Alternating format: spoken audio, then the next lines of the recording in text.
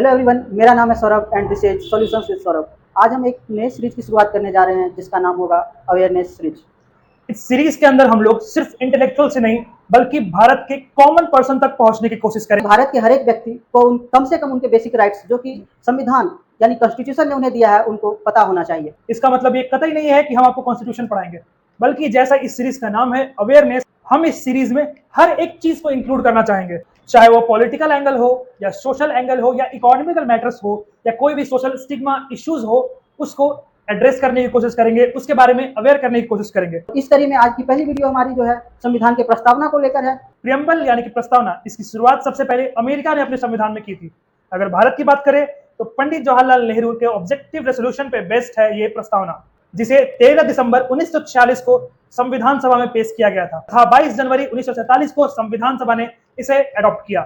असल में अगर प्रियम्बल को समझे कि ये है क्या, तो आसान भाषा में प्रियम्बल, जैसे हमें किसी बुक को देखना होता है तो उसके इंडेक्स को हम देखते हैं, उसी के थ्रू हम देखते हैं कि बुक में क्या क्या चीज़ें हैं। सेम कॉन्स्टिट्यूशन को अगर हमें समझना है तो हम प्रियम्बल को देखते हैं, प्रियम्बल के अंदर जो भी चीज़ें हैं उसी को हम कॉन्स्टिट्यूशन में एक्सप्लेनेटरी रूप में देखते हैं। एन ए पालकेवाला ने कहा था preamble is the identity card of the constitution. Preamble को आसान भाषा में समझने के लिए हम 4 कंपोनेंट में देखते हैं। फर्स्ट कंपोनेंट है सोर्स ऑफ अथॉरिटी, एंड ये अथॉरिटी कॉन्स्टिट्यूशन को हम ही प्रोवाइड करते हैं, we the people of India, हम भारत के लोग। प्रियम्बल का दूसरा कंपोनेंट है nature of the Indian state. इसमें बेसिकली इंडिया को sovereign, socialist, secular, democratic and republic declare किया गया है। सोवरेन मीन्स संप्रभुता। सोवरेन से हम समझते हैं कि India free to manage its own affairs, चाहे वो इंटरनल मैटर्स हो, एक्सटर्नल मैटर्स हो, इन पे कोई बाहरी दबाव नहीं होगा। ये अपने लोगों के लिए खुद रूल बनाएंगे, खुद पॉलिसी बनाएंगे बिना किसी बाहरी दबाव के। Socialist as a ideology India follow नहीं करता है। इंडिया फॉलो करता है डेमोक्रेटिक सोशलिज्म, जिसके अंदर हम वेलफेयर स्टेट की बात करते हैं, जो एक तरह से मिक्स्ड इकोनॉमी की तरह काम करता है, यानी कि यहाँ पे प्राइवेट के साथ साथ पब्लिक सेक्टर भी साथ में ही एग्जिस्ट करते हैं। Next word is secular.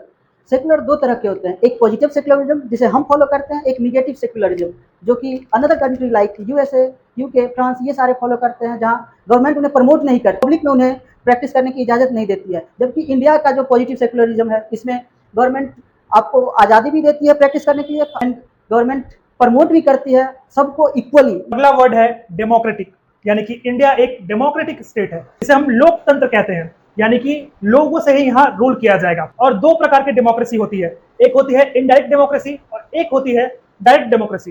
India indirect democracy को फॉलो करती है, जिसके अंदर हम अपने रिप्रेजेंटेटिव चुनकर डिफरेंट असेंबलीज में भेजते हैं और वो हमारे बिहाफ पे डिसीजन मेकिंग करते हैं। Next word is Republic. Head of the state is elected. जैसे 2 हमारे हेड हैं, एक रियल हेड, एक nominal head. Real head PM होते हैं, नॉमिनल हेड प्रेसिडेंट होते हैं, और दोनों इलेक्टेड हैं। सो रिपब्लिक टर्म जो कहती है the head of the state is elected. Preamble का अगला कंपोनेंट है ऑब्जेक्टिव ऑफ द कॉन्स्टिट्यूशन, जिसका मतलब होता है कि भारत का संविधान कैसा समाज बनाना चाहता है, भारत का संविधान कैसा देश और हम सिटीजन को क्या राइट्स गारंटी करना चाहता है। और बेसिकली 4 ऑब्जेक्टिव्स है इंडियन कॉन्स्टिट्यूशन के: justice, liberty, equality and fraternity. Justice, social, economic, political.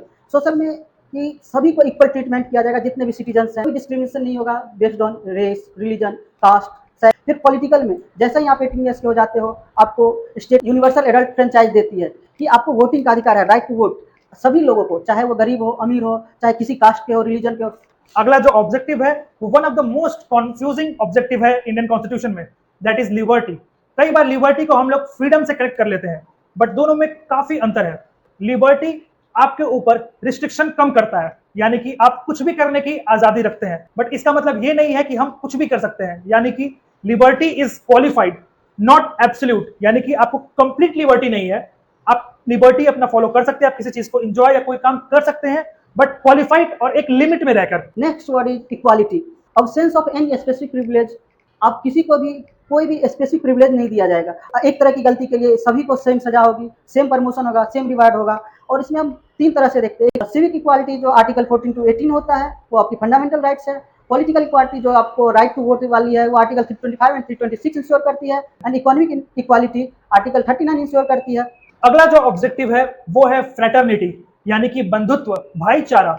हम जानते हैं कि भारत के अंदर कितने लार्ज लेवल की डाइवर्सिटी है। यहाँ 2 कदम चलते ही भाषाएं, रंग, रूप, बोलियां सब बदल जाती हैं।